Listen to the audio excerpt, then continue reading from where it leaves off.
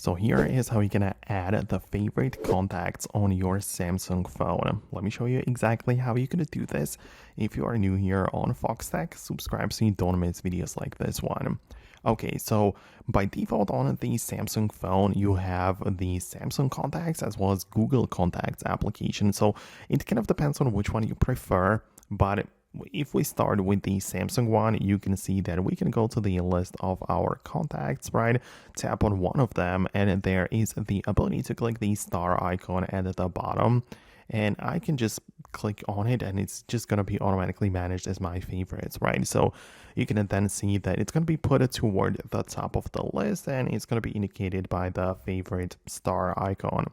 So that's how you can add it right there. It's pretty simple. But if you're using a different application for contacts, for example, the one from Google, it kind of works in a similar way where you can open up that contact and click on the star, which is at the top. And it is as well going to add it to the list.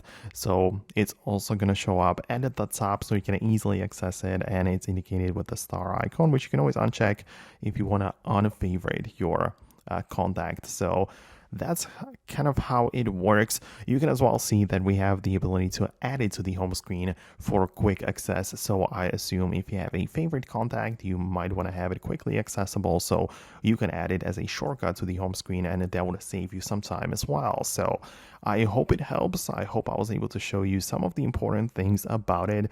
Just let me know your thoughts below. Thanks a lot for watching and your support, and I'll see you later in the future uploads.